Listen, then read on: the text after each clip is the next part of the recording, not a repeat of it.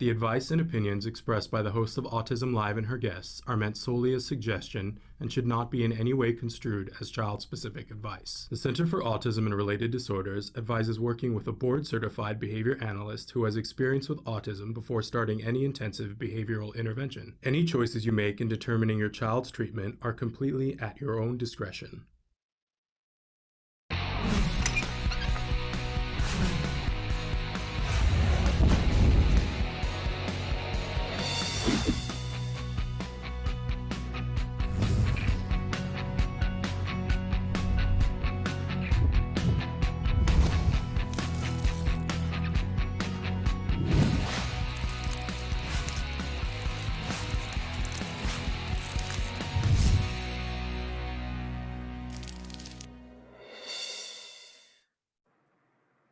Good morning and welcome to Autism Live. I'm Shannon Penrod and we're coming to you live from many locations around the state of California this morning. Thrilled to be here with you this morning. We are going to be live with you for the next hour, and Evelyn Kung, you can see her on the screen. She is here next to me because she's going to be joining us for Ask Evelyn Kung. I want to make sure that you guys know that the hour is meant to be interactive. We want to hear from you. We want to know your thoughts, your feelings, your questions, and your concerns. There's a myriad of ways that you can write into us and be a part of the show.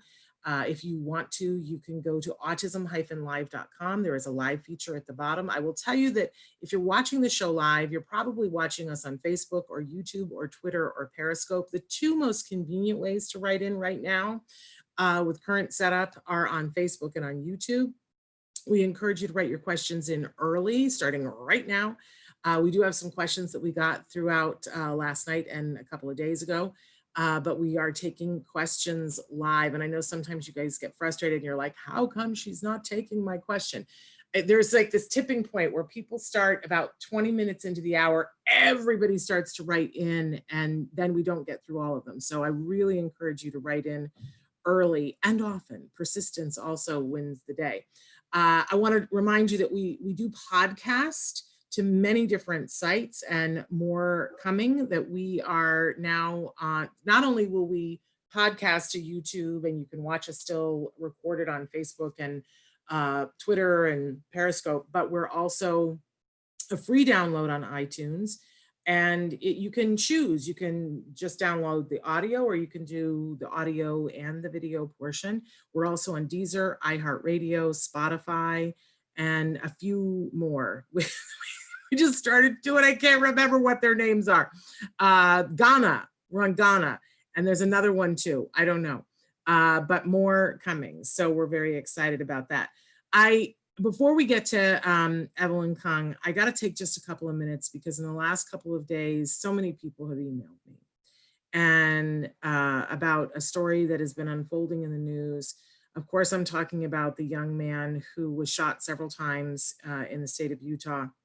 If you watch the show, you know that I don't like to use names. In this case, I don't want to use the name because it's a 13-year-old. And even though his name is out there in the press, I think that we need to preserve some anonymity for him and his family. But in general, I don't like to use names here because I do think that there is a whole segment of the world that functions on attention and then says, oh, well, you know, if bad things happen, then people talk about me, and I don't want to in any way further that. I want to start by saying, first of all, that I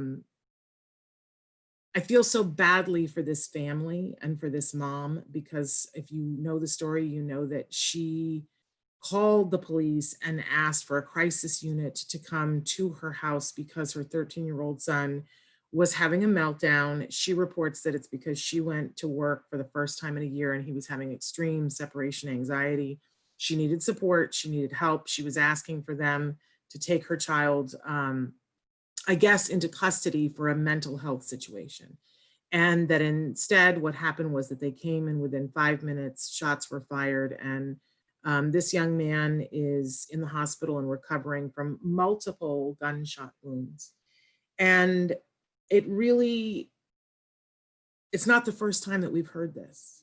And it's not the first state where we've seen this happening. And it made me think back to earlier this summer when we did a show and talked about Black Lives Matter. And somebody wrote to me afterwards, so angry, and said, why are you talking about this? Why don't you stick to autism? And I, came back on the show. I had a great conversation with this person, by the way. And we saw that once we talked, we were more on the same page than previously they thought we were. But I remember saying, if you think that these kinds of things, excessive force, are not happening within the disability community and the autism community, I think you need to think again. Now, I do feel the need to say that on Friday, we are doing a show in which we're honoring people who are first responders who have kiddos that are on the autism spectrum. And I still fully plan to do that. And I think that that's an important thing to do. I don't think that the police entered that home with the idea that this is how it was going to happen.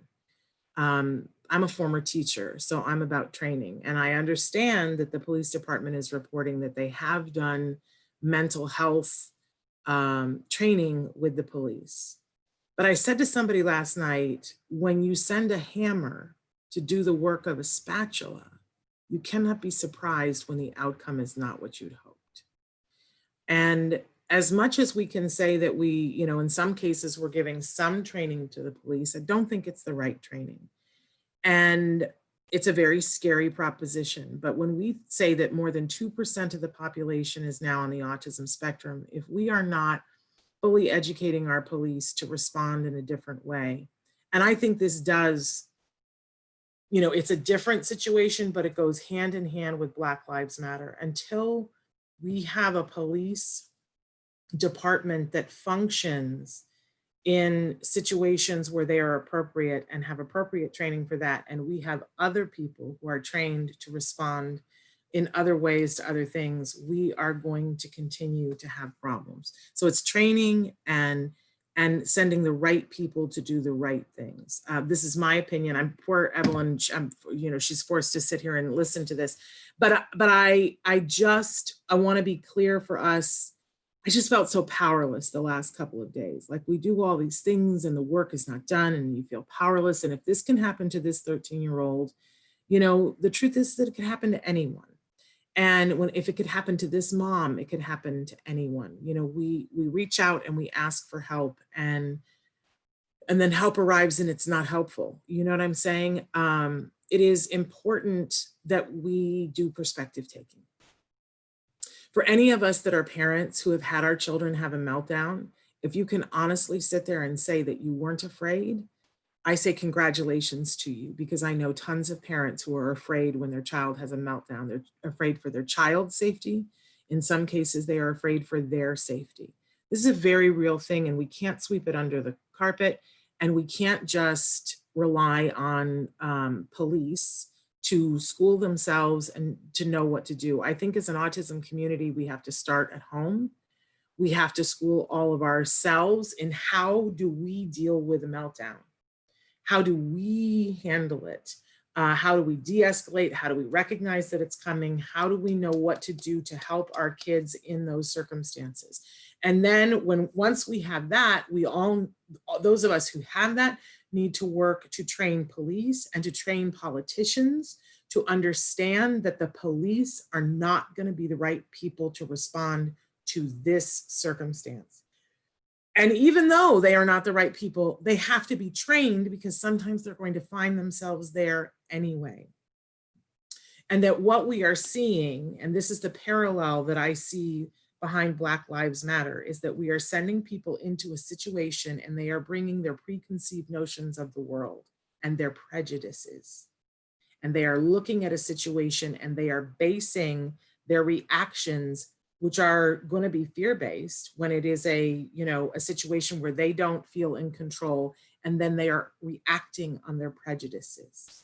And if we don't solve that, it's the phrase that everybody is saying, until each and every one of us is safe, none of us is safe. My heart bleeds in 68 different directions. I have friends and family that are first responders and who are talking about how fearful they are always on any given day in their jobs, but now it is escalated.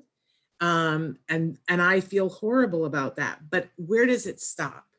And for me, it starts with the education piece.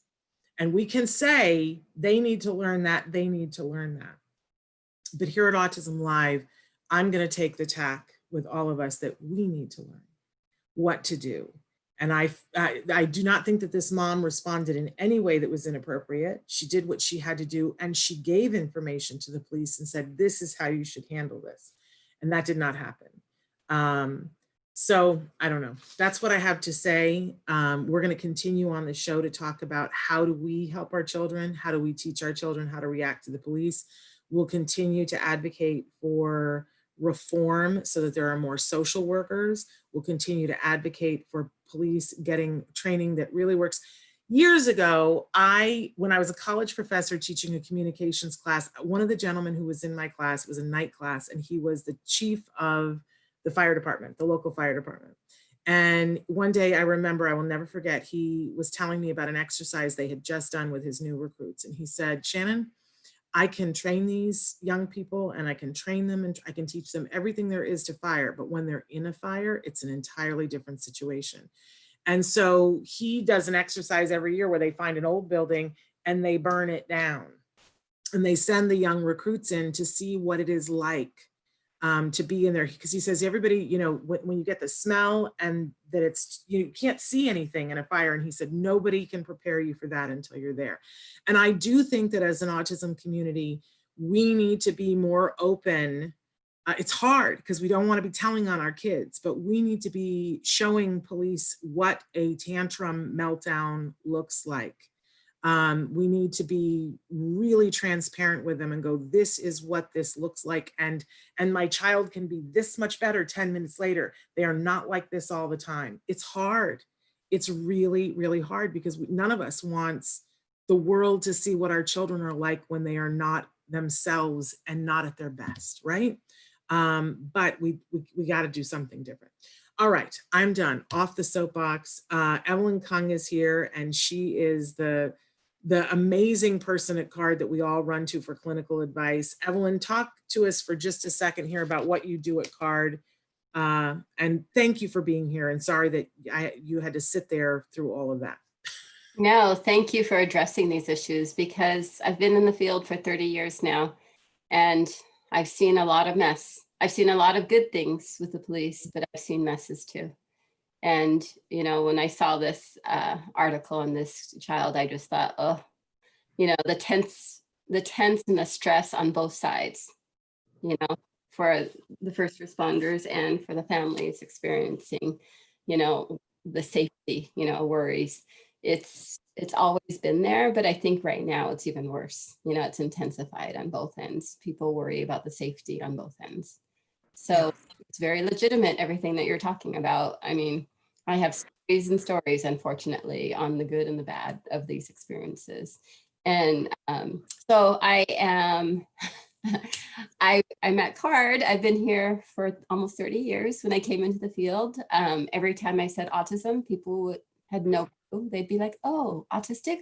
So you draw well? You teach people how to that was always the response the first 5 years in this field. And then now it's changed because, you know, 1 in 58, I think that's the number, right? Every person, every age knows somebody on the spectrum. Does not matter. I used to go into classrooms and nobody knew anybody on the spectrum except for maybe the kid, you know, I was working with there. But now every child raises their hand if they know anybody, and it's not including the child in their classroom. It's my neighbor, my cousin, my aunt, my uncle, you know, just everybody knows someone now. And little 5-year-olds can give you all the theories about autism too. And I just look at them and think, you should not know this. You are 5. You need to be playing. You should not be worrying about why somebody, you know, why this is here. But so in many ways, it's been, I've been there with the growth or in the population of people with ASD.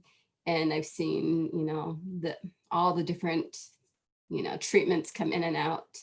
But I always say that I've been very blessed because I've had some really, really great great patients that I've worked with, and I've seen some really great outcomes. I've seen a lot.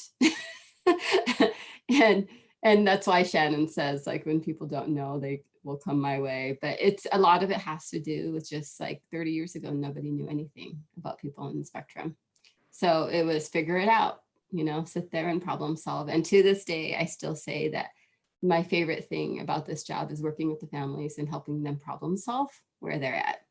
That is still my favorite thing. Well, and it's such a delight for all of us. It's such a treat for us because you do kind of weave yourself in and out, and visit cases and bring your expertise for so many families. And you know, you're very modest because you have had tremendous outcomes on so many cases. And over the years, you know, one of the things that amazed me when I first got to know you was all the teenagers that at that time, you know, and that was 10 years ago. You had all these teenagers who had graduated from their card program, and then I would meet with you, and I had a kiddo who was not a teenager yet, but you were trying to quiet my fears, and you were like, oh, you know, so somebody called me the other day. You have all these ex-clients who would call you and just ask you a question about something. And even then I was telling you, you need to, you know, what I envisioned was not even a book, but I wanted a little slide thing that had a little window that it's like, you know, this one says, if someone does this, this is the social response for that. That's what I pictured. But so that was 10 years ago. And now these people are like older and married, and like you have the best stories of how life goes on, and how little kids grow into teenagers and grow into adults. And when they have the right supports, find all different paths in their lives. So, you know, I just have appreciated that over the last 10 years of not just, you know, and you've been somebody who's been instrumental for my son and helping me to figure out where to go, you know, as we moved into the teenage years. And I so appreciated that. But I think just hearing all your stories, it's such a gift. You're such a gift to all of us. Thank you. But yeah, I've actually spent this quarantine, you know, people are reaching out more. Mm-hmm. From families that I haven't seen in 25 or more years. And I always laugh because I think, wow, I was so young and I was your supervisor and you had 5 kids and I was telling you what to do. Like, how could that be? And you hadn't even had kids at that point. Yep. So I was like, oh, I just remember like, I shouldn't have said that. Sorry. I've had a couple of therapists come back to me now and say, I just want to say, I remember a day when I said to you something, and now I'm a parent and I want to take it back. Definitely. And I'm like, that's interesting, because I just thought, look at them. They're so much younger than me and they know so much more. But it's that perspective taking piece of when you tell somebody to do something that you have no idea how hard it is until you're a parent on your own. It's not that they were wrong, but they were saying that it was just hard. And the fact that I wasn't able to do it the first time was not surprising.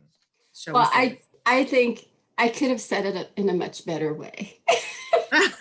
There you go. I always think I didn't need to tell you that in those words. Oh my goodness, my goodness. And we should say, we really want to thank you for being with us here today. Do you want us to do a birthday shout out to someone you love? Or no, you don't have to. My daughter. Yeah, my oldest turned 21 today. That's amazing. Happy birthday. That's crazy. 21. I can't even believe that. Well, I'm glad that you could be with us today, but I'm sorry that you're not able to be there with her. But I'm going to jump into some questions here. And as I said, you guys can be writing in. I see that you already are. I'm going to actually go to a live question. Why can my son tell me his wants, needs, but he can't have conversations? I ask him questions, he doesn't respond. Oh, there's a big divide, or maybe there's a field between being able to request what you want and being able to respond to questions. It can be anything from as simple as just understanding what all the words mean, you know, definitions of all those words. But the beginning of communication is asking for wants and needs, because things are concrete and real to him. He knows exactly what those words are. He knows that if he says, can I have, or I want, with whatever the object or, item is, it gets delivered, in some format. So it's a very concrete thing. When you move from just basic requests or asking to conversations are very theoretical. It's abstract because you're talking about concepts and things like in the future and the past, or, there's all these descriptive words that belong to it. And if your child has any type of language delay and doesn't know all those words means, then it just is nonsense. They don't know what time is. And if you just think about development, a lot of typical kids do not know what time is till they're in their school-aged years. And in that time, they've had so much language from, birth to 7 or 6 or 5 or whatever it is. So it's a big jump. So what I encourage families to do is, it's great that they start learning what they're asking for because it meets those basic needs, but you're going to gradually increase the words that they're learning. You're going to gradually increase the concepts that they're learning so they understand it in a very simple way. Like when my kids were younger, I used to always say, if their father went on a work trip, I would say, there's 20 times you have to go to sleep and wake up. And when they were really little, I would have to include sleep and wake up as their naps had to be included. Oh, yeah. Yeah, So, but as a way to mark time, you're going to go to sleep 20 times before you see me again. Yeah. And I would have to do it in a very concrete way. And and the only reason I knew to do that is because I worked with kids on the spectrum. I wouldn't know that if I wasn't doing it. I had to make it whatever concrete in a way for them for whatever developmental stage they were at. And that's the same thing that I would encourage you is, talking and having those conversations. There's a lot of words in there. And just that alone will prevent them from being able to respond. And then also, they don't have that social understanding of when I talk to you, you get really happy. The enjoyment, social enjoyment may not be there yet because for them, speaking might be very effortful. Yeah. A lot of effort put into being able to talk. So until language actually becomes more fluent, it's not fun to talk. It's a lot of work. And can I say too, I see this trend right now that a lot of people, they get speech, their kids aren't speaking and they get speech services. And they'll ask a question about something that's behavioral and they'll go, oh, I want to know about that from an ABA perspective, but we haven't done ABA because we really want to work on speech. So we're getting speech therapy, which is upside down. And I just want to say to people that when my son was going through ABA treatment because, he had autism and part of that was that he wasn't speaking, I got to watch. And I always talk about how weird ABA looked to me. Like there was that, I was like, I want my child to speak. I want him to go to college. And then they brought him in and they were like, touch car. And I always say, I was like, touch car? How are we going to get to college on touch car? I want him to say, I went to school and this happened. And hey, mom, did you know about this and whatever? How are we going to get there? And touch car, that's not going to do it. But I watched the progression as they did touch car and then said, what is that? It's a car. And then it was, tell me, over a period of time with a bunch of lessons and a bunch of prompting, tell me 3 things about a car. What else, and then they would say, let's talk about, give me an example of a vehicle. Oh, well, a car is a vehicle, right? And they would add in all these other things, plus give him all this other talk about general knowledge stuff so that he had something to talk about. And then they would painstakingly prompt like a volley of a tennis ball, where they would say, hey, Jem, how are you? And Jem would go, good, right? And they would say, now ask me how I am. Right? And he would say, how are you? And they would say, good. And he would walk away and they would say, come back. What else could you ask me? Right? And go through this whole painstaking process. And I remember thinking, oh my gosh, it will never just happen spontaneously. And then a day came where somebody said, how are you? And he said, I'm good. How are you? What? Like we didn't have to prompt it anymore. And then a day came where they said, how are you, Jem? He said, I'm good. How are you? Hey, you know what? I saw in a magazine that it did this thing that you like. What? And, and I remember they would have us count, like how many volleys back and forth could you go until one day we got to 7. And then I stopped counting Yeah. But it didn't magic. Nobody came in and waved a wand. It was work. It was work, and they made it fun for him. So if you're just doing speech, that's not going to happen. You're not going to get enough funding for speech to do that. You know, help me out here, Evelyn. But this is why you need to do ABA. And that's why if you hear what I just said, I said communication, not speech.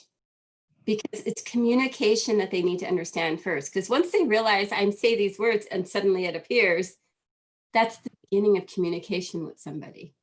And so words and speech and language may be a method there, but it's what you want that kid to understand is if I use these words, all these things can come back, and not just the things I want. I can find out information. I can get a hold of understanding what's coming or what passed. And they start to want to talk. And it might be initially for their own desires and not a social thing. But at some point, it does turn into, hey, you're kind of useful. And parents hate that. They're like, I don't want to feel like I'm used. I'm like, but initially, that is what the beginning of communication is. I want something, so I'm going to use it. And then at some point, it's like, it's kind of fun sitting here with you and talking to you. And then it's like, that's the beginning of the social aspect. Like one of the biggest markers there's, way in the back when autism was 1 in 10,000, what was common in all the kids was the minute they could walk, they would leave the room. Sad for the families because they just knew something was not going right. And especially if the other kids who were dying to be on their laps and stuff. And then they had the one kid who would walk out of the room and they were like 3 years old. And so I used to use that as a marker when people are talking. And if the kid came in and just plopped himself down and just looked around, whether they had language or not, that interaction was super meaningful and big deal because that kid wanted to be with parents, wanted to be with people. And I always say that is like, I can't really teach it. I can kind of build it up, and then, but at some point when the kids would do that, I would be like, this is a huge milestone. He wants to hear whether he can talk and interact vocally or not. He's so happy to be there with his parents, with his siblings, with, people.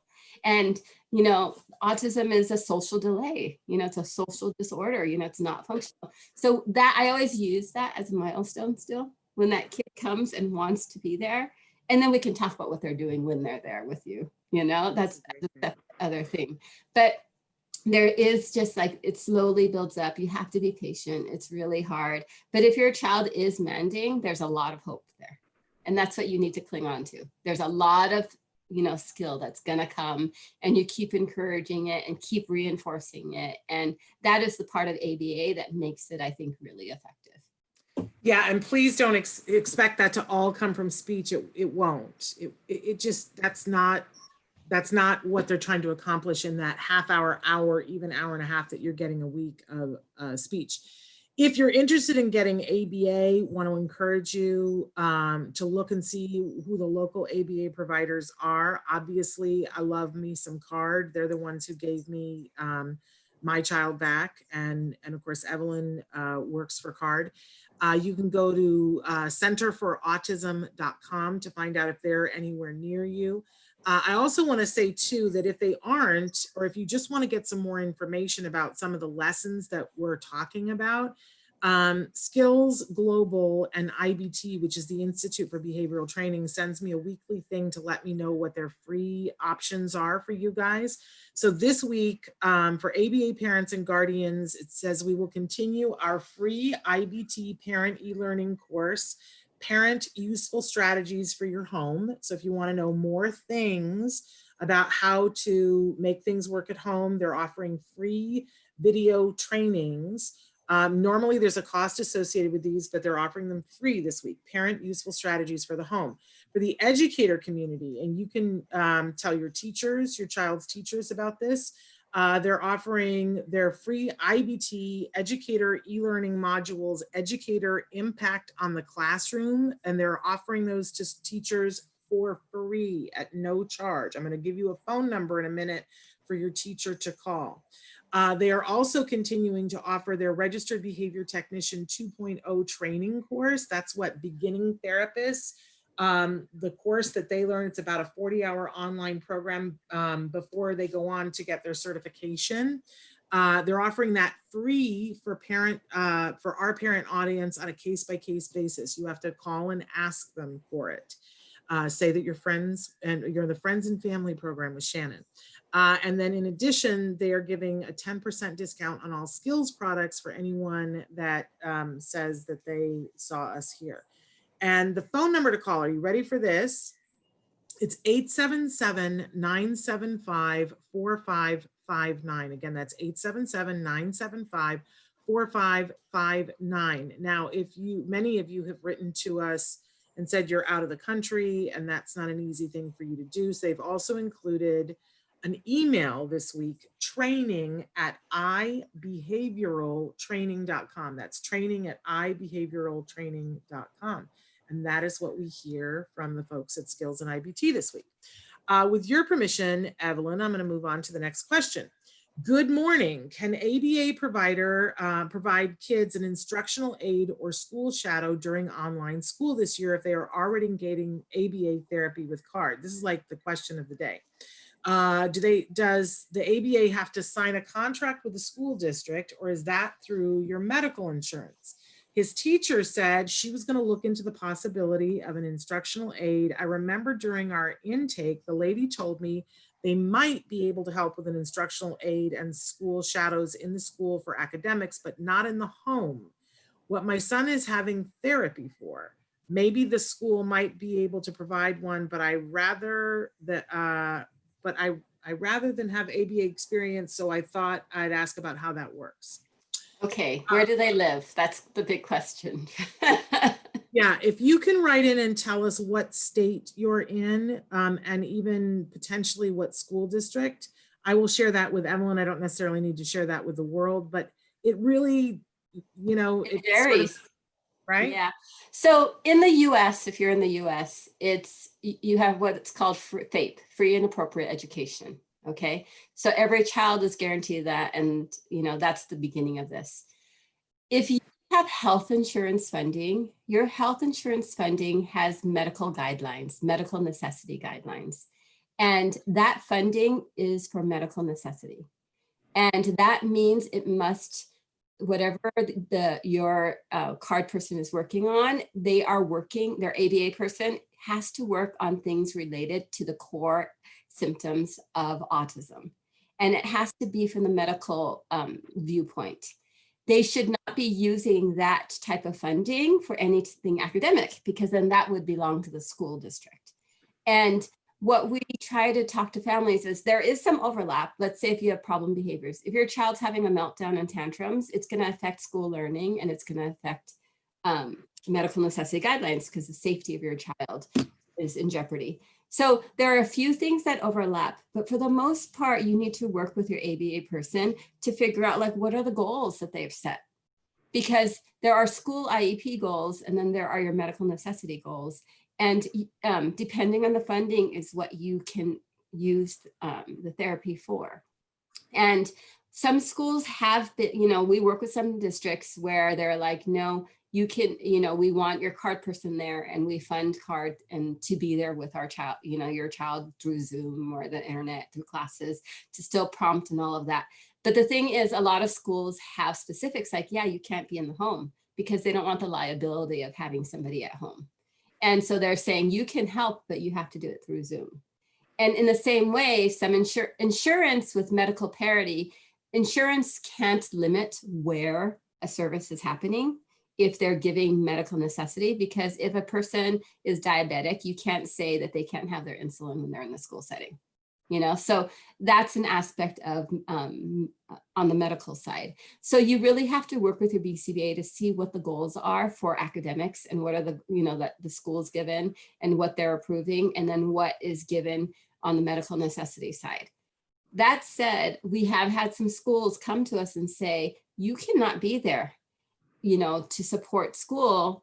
We don't care. And it's because they're afraid that they're going to sue, because at some point if you can say, hey, my child did so well this year because CARD came and supported me and all their academics are way ahead, that means the school didn't give a free and appropriate education because the parents or someone was paying for that. And so then it becomes a legal issue about did the school give what the child needed? And that becomes the big discussion that schools, they want to have some control over that through their IEP process and all of that. So if you have a district that does fund for ABA, for paraprofessionals there with you in school and all of that, that's where you need an advocate to kind of walk you through the process. If you are in a CARD office where the person at CARD is telling you, yes, we have people in your district, there is another way sometimes. Like we have some really good relationships at school districts where we just call them and say, hey, this person came in, we're going to recommend that they need somebody at school. Like, let's start talking about this. And, we have some of those discussions, but it really does vary according to state and according to district. And, do they have their own ABA in their district, that they're trying to give? And then the coordination and the collaboration involved is really important.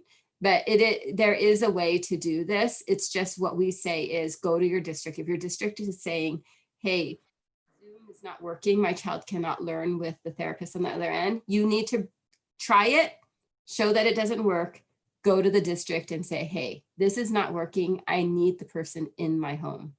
And, I need that person with my child there physically to be able to prompt him to pay attention and this, whatever the need may be. And then that's the discussion that the school needs to have with you about what your child needs in order to have instruction during this very weird COVID time. This very weird COVID time. Now they have written back in and said that they're in Northern California. So I just want to, on Mondays, obviously we didn't have her this week because it was Labor Day, but on Mondays we have Bonnie Yates with us to answer legal questions that have to do with education. She's a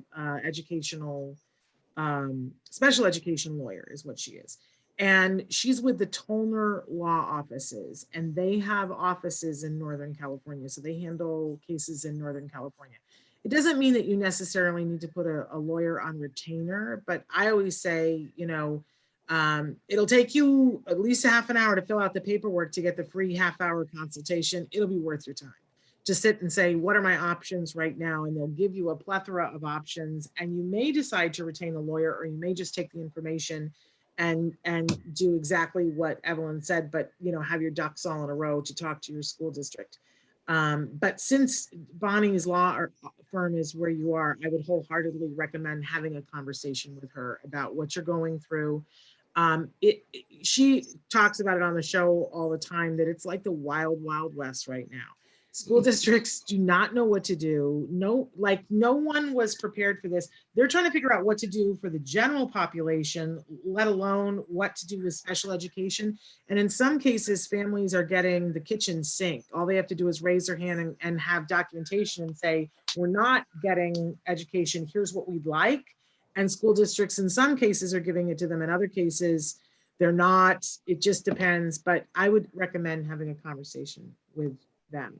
And that's Tollner, Tollner law firm. If you don't mind Googling, I can't think of what the email or the website is right now. We're saying hi to Raja. Hello, hello, hello. Hi, can you share some ideas on how to teach retell? After I read my son a story and ask him to retell, he only gives some nouns or action verbs that are involved in the story, and thank you very much. There's a lot of skills to retelling, and there is it's not only words, but it's the auditory memory aspect too. And you have to remember that all our kids, they're learning to speak is almost like learning another language. That's what it is. So like when I go to Hong Kong, I grew up speaking Cantonese, but when I have this weird delay. People talk to me and then there's this kind of pause and then I can respond. And the longer I'm there, the faster my fluency goes. And people always comment, in stores and shops, they'll just be like, where are you from? Because you can speak, but it's just a weird delay that happens. And it's because I just am not as fluent as English. And so I always tell parents, when you're talking about retelling something, there's a lot of elements in it, because some of our kids do have some type of auditory memory processing delay where you have to give them some time to kind of get it all through their system. And if you wait a little bit longer, they're able to retell it. But if you ask too soon, it's very difficult. But that's a portion of the population. Not everybody has a delay. But also, the words that he's picking up to tell you may be the only words that he really understands. You know, earlier I talked about concrete versus abstract concepts. And a lot of times our kids know the concrete, no problem. Car is amazingly concrete, right? Because they get in it and they play with it and there's all these things. But getting a little bit more abstract is color, because a cup can be blue, but also a car can be blue, and my shirt can be blue. And if they don't know what a shirt, a car, or a cup is, they're going to be really confused. So, you know, but it's like the first aspect. And once they get color, then we're talking about things that are dependent on variables such as prepositions, spatial information. I can say this is behind my computer, but if I move my computer, it might be in front of my computer now. You know, and so just learning that spatial aspect. And I would actually, when you read to your child and he repeats back the words, I actually would write down what those words are. And I would say, like, what words isn't he retelling? Because it gives you an idea of his understanding of those words. He's probably repeating all the words that he knows for sure. They're fluent, they're easy to, you know, bring out of memory, you know, no problem. But I would look at what all those other words are, because that probably gives you an idea of how fluent or how much he understands what those words are. And then putting it together, you know, is also an issue. But retelling, and sometimes our kids, like when they get to the point, you know, we work on conversation and retelling's hard, it's hard. And finally they get to the point where they can tell me, I've had a kid tell me, why do you want me to retell this? Because you were here with me. And doesn't that make sense? Yeah. I always say ABA kids are a little bit confused about questions because we ask them questions that we know the answer to already. So there's a support in ABA programming where I work with supervisors and saying, okay, you really need to teach them what questions are, gain information, and it's not just to repeat what you already know. And going between that aspect to really understanding what a question is for, the kids get so confused. But you've been asking me my name for like a year, and you know my name. And right. You know, and then that's, you know, and that gets in the whole perspective taking, right? Because, and you're telling them, like, I was asking your name because I want to make sure you knew your name. I didn't know your name. You know, it was just, I needed to make sure that you could respond. And then they're like, oh, okay. And then there's like a host of other questions that come. But initially, you know, ABA does, you know, make the understanding of what a question is for a little bit skewed. But once you get them to the point where they understand that they can ask a question that they don't know, that they need information on. And a lot of times it's usually has to do with their schedule coming. They want to know what's coming. And, if just by doing that, that is helpful. But recalling information, I mean, I remember being blown away by this kid that's like, why are you always, like, all you people are constantly asking me things that you already know? And I was like, oops, okay, I need to, you know, be able to go back. So there's different reasons, but initially take down notes on the words that he is repeating back to you. Look at the, you know, words that he's not repeating and figure out like how fluent they are for him, how easy it is for him to use those words. I love it. Okay, so I don't know that this is the first time that this has happened, but somebody's offering you a job. Hi, I'm a BCBA at an agency in California. We provide home services and no school services. Is Evelyn open to be referred to families? Evelyn has a job and she's over busy. I know, I wish we could clone her, right? Wouldn't that be the best? But you know, I don't know how you want to respond to that, Evelyn, but I know a lot of the work that you've done over the years exists in skills. That Evelyn has taken a lot of her knowledge and put it into skills. And we already gave you the number for skills. And if you're a BCBA, there's the card model book. Yes. That might be a good book or resource for you to be able to, you know, read. and just kind of understand the thinking behind teaching and learning because in BCBA programs, they teach you a lot about how to handle challenging behaviors, but there still is not a lot of teaching on what development is and how just the skill acquisition portion of learning. So I encourage the BCBA to spend some time, like I always tell the new BCBAs that come in, you probably haven't had a child development class since like your freshman year of college. It's time to go back and really look at what development is, because at CARD, we do use that model to a degree. We use development, but then we actually say, okay, here's the symptomology for what autism is. These are the symptoms, and then we go accordingly. So even though like a beginning skill for a lot of, for babies is like eye contact, joint attention for that first year, that's a really hard skill to teach. So we might start with simple eye contact, but maybe joint attention won't come because the act of sharing is such a complicated skill. We may not work on the sharing aspect till they have some language and have some desire for social interaction. So the second part of it may come later, but really that's what a lot of behavior analysts have told us when they come to CARD. They're very surprised at how much development plays. I always say all our kids go through development, but the timing, it might be off. It might come later, it might be a shorter period, but they still go through a lot of the aspects of development. Wonderful. There's so much love for you on the chat, saying that you're amazing. And somebody said, amazing. My cousin is severely autistic and he shows me a new vision. We can chill and play with a light bright. And they say, love you, cousin Peter. So that's a wonderful thing. Somebody else wants to know, how do you differentiate ADHD with autism? This is a very good question. Yeah, because up until 2015, you could not diagnose the two together. Because the way that we used the analogy we used to use was, if you go into a doctor's office and you have bronchitis, the doctor's not going to diagnose a cough also, because cough is being a part of the bronchitis. And so we used to use that element where kids that had ADHD that couldn't pay attention, couldn't focus, long enough to actually learn in the way that we would say, we're not going to say your attention deficit is there, because we're just going to say the higher or more complicated diagnosis would be autism. That's what it is. In 2015, there was a realization in that DSM that you could have both. And they're very rare where it's like, I see kids, like I've seen kids over the years, and I know the kids that had, even back when they said you couldn't diagnose this way, I was like, no, this kid is seriously ADHD. And autism, there's two components. Because a lot of times ADHD, there's really specific criteria that you have to meet for ADHD. And it's attention, not only attention deficit, but it's, the hyperactivity or without hyperactivity. But there's also there's some interesting ways of diagnosing. Like a lot of ADHD can pay attention to video screens, but they cannot pay attention to anything else.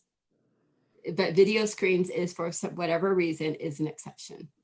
And with autism, all of the attention is which is your executive function skills. So with autism, there are a lot of executive function dysfunction issues too, where you can't pay attention, or your memory is delayed, or there's some kind of processing, or you don't understand what's important. People used to always ask these things. And I used to always say, like, if you're looking at what I used to do was, it was my own mini assessment, and there's no research behind this at all. But if I had an ADHD kid come in, all I did was have to ask them about friends and things. They totally understood what that was. But if I asked a kid with autism about friends, you could tell either it was rote or they didn't really understand what friendships were. And that was, for me, was kind of the easy, unscientific researched way of knowing, okay, there's a lot of autism in this, when you had to choose one or the other. Now that the ability for both, but there's with the onset of ABA being effective for autism, there are funding sources now that are starting to understand that ABA helps people with ADHD too. And I've actually had quite a few ADHD peer-only ADHD patients, and usually they were the siblings of my ASD kids. And it was really interesting for me because it was like trying to get them to focus. They understood why they had to focus, but getting them to do it was very difficult. And a lot of ADHD kids actually do have social issues.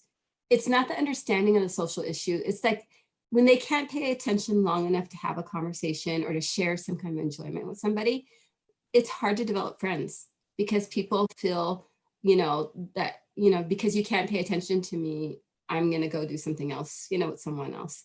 And so there are actually a lot of social issues that come into play with ADHD kids also. It's just that the basic understanding of what being social is all there. It's just putting it into action is very difficult because they're not attending long enough. And just because I can't not, I just want to say to people, if you are seeing your child and you're wondering ADHD or you're seeing a lack of focus, I just want to encourage you to start looking at the studies that the first one that came out in 2011, showing that the amount of pesticides in your child's system is directly related to that lack of attention and an inability to focus.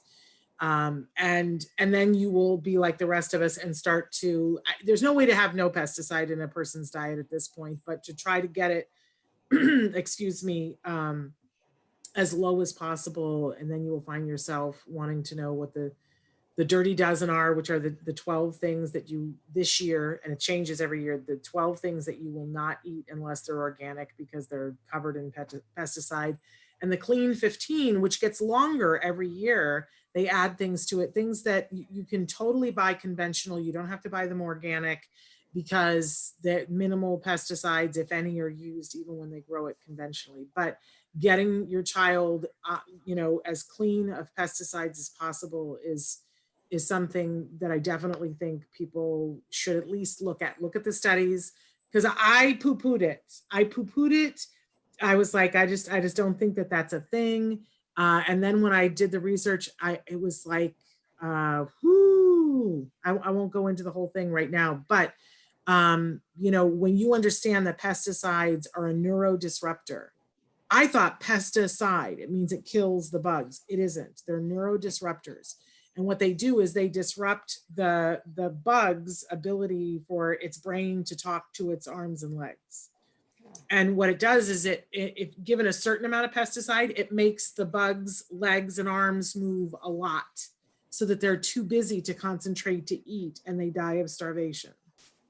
That's what pesticides do to bugs. And if they give more, what happens is they move so much that it locks up and then they can't move their arms and legs and they die of starvation. And when you know that and you go, we are allowing this to get put into our children's diets, and we are shocked that so many kids have ADHD and that they can measure the amount of pesticide in their urine and it correlates to them demonstrating more behaviors, you go, oh, I think I'm going to lower the pesticide in my child's diet. Start looking 2011. That's when the first study came out. Also, people are saying, 2 people just ordered the book. They were like, I didn't know there was a book. Apparently, I have not talked about the book. Can I say one thing about the ADHD? Yes. If you have a child and you're trying to figure out if they're ADHD or ASD, I'd encourage you to just go and get an evaluation. We do have a lot of families who it's easier to take the diagnosis of ADHD than it is to take diagnosis of ASD, but early intervention is the key. So the earlier you find out if there is something more severe going on, the better your child will do an intervention and with every development. We have too many families who they think ADHD and then they get to school age where it becomes an issue in school. And they might think that there might be something else going on, but they don't get an evaluation. They just kind of hope it's ADHD. And they come in like at 7 or 8 and then it's like a full disruption on school. And, I would, even though we can still help at that older age, we can do a lot more if they come in younger. And early intervention really is effective. And I know it's so hard for a family to get that kind of diagnosis, but if you have any qualms on one or the other, just go and try to get an evaluation and find out what it really is, and then decide what you're going to do about it. Okay. Somebody wants to know what foods have pesticides. Almost everything has some level, right? Anymore in our world, but depending on, where they're certified organic, you should be looking at significantly less pesticides. But as I said, there's a dirty dozen and a clean 15 list. The first thing I would do is you can Google it, dirty dozen, and it will tell you what the 12 foods are this year that the most pesticides are used on. And it changes a little bit every year, but a good rule of thumb is if it's something where you eat the skin of the fruit or vegetable, it's more likely to have pesticide on it. If it's something where you're having to peel it and then eat it, less pesticide, right? And every year it depends on like what's happening in the crops. There might be one year when, there's like a particular pesticide that's eating through things, and so they use more pesticides. So it does change every year. And then you can look at the clean 15, and there are things that you don't have to buy organic. It's perfectly safe to eat them otherwise. Okay, this is probably the last question, and then I have a comment towards the end.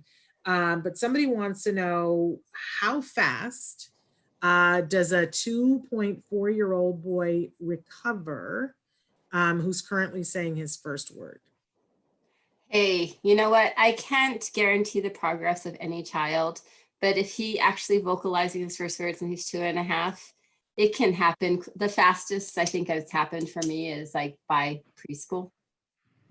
Like we're at the end of preschool, we're done. We actually do transition into kindergarten to make sure things are in place, and then we're gone. We have a lot of those kids that do the 2 to 5, 2 to 6-year-old in and out.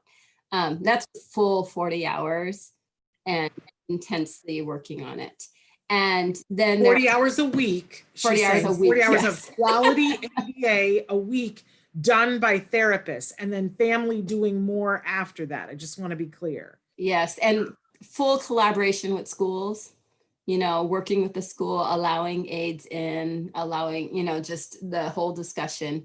And so I've had many kids. I've had my first doctor recovery kid started at 2, 1 or 2 months, and she finished. We rolled her right into kindergarten, made sure she was okay, and then we were gone. And to this day, she has no idea, and she actually is in this field and has no clue.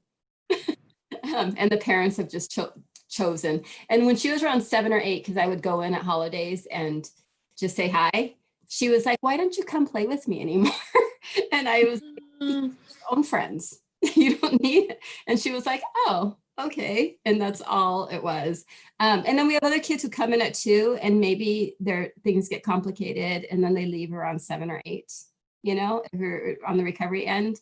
We had a kid who was completely nonverbal, and we actually had to use PECs, which is using icons to talk, device and everything. And then at some point, he kicked, and he was probably 5 or 6 at that point.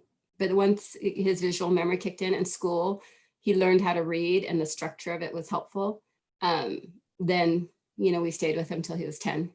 Everybody has their own path. And that's what I would encourage you the most is, it can be done pretty quickly. I wouldn't rush it, but I would say put in the hours, the intensity of good quality ABA, plus all the caregiver follow through that happens, and you might have a good outcome. And it might not be within what you wanted, but it could be too. We don't know, but put it in. There's a lot of great outcomes. There we go. I want to thank you so much. I'm going to leave with one, because we've had 2 questions in the last, today and last night come in. Apparently on the doctors, they reran an episode recently that featured MERT.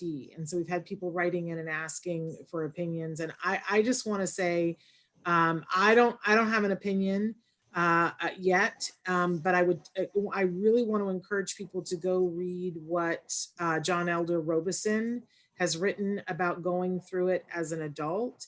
For those of you who don't know MERT, it's I just want to get it right. It's magnetic e-resonance therapy, where they use very high-powered magnets on the brain. We've had adults on the spectrum writing in and saying they're very concerned about how much this is being talked about. I do want to caution everyone that of the two people that I know that have done it, both of them have had some pretty negative, impactful things happen. They can speak to the fact that they, you know, whether it was worth it for them or not, but that there were some negative things. And so I really want to caution parents that you not do this with your child unless you have done, you know, a lot more research than what I know about. So I just want to put that out there. But if you're curious about it, look up John Elder Robison. He's a very famous author, individual on the autism spectrum, and he wrote very eloquently about why he chose to do it and what it was like for him. I would start there. Anyway, Evelyn, I thank you so much for being here with us always. Somebody just wrote in, does skills help parents teach their kids? It gives you the curriculum of what to teach your kids. It's pretty brilliant. And Ev, you know, a substantial portion of your life's work has been poured into it. What Ev knows, it's like they tried to crack her head open and go, Ev, can you pour that in here to this program? Am I wrong? Some version of that. So anyway, so check that out, skillsforautism.com. But anyway, thank you so much for being with us and answering our questions. We appreciate you. I know you have things you have to go to, so much love to you. And please make sure you convey our happy birthdays. Thank you. All right. Thank you. And guys, we're back tomorrow. And tomorrow, I'll try to have the Dirty Dozen and the Clean 15 for you. But we're also having David Zimmerman on the show tomorrow. He is from a wonderful show called Meet the Biz and has been instrumental in a wonderful movie called Honey Bunny that we're going to talk about. And he is working on inclusion in the entertainment industry in a way that I don't think anybody else is. So we're going to talk with him tomorrow, and that's going to be super duper fun. He knows lots of the famous people and interviews them a lot. So, which is a very fun thing. He just did interview Julie Newmar, who most of you are too young to know, but Julie Newmar was Catwoman on the Batman show. And like, it was so exciting to see him interview Julie Newmar. So anyway, we'll catch up. And yesterday he just interviewed Kobe Bird from Lock and Key, who we love here on the show. So we'll talk with him about that tomorrow. That's tomorrow. Until then, give your kiddos a hug from me and one for you too. Bye-bye for now.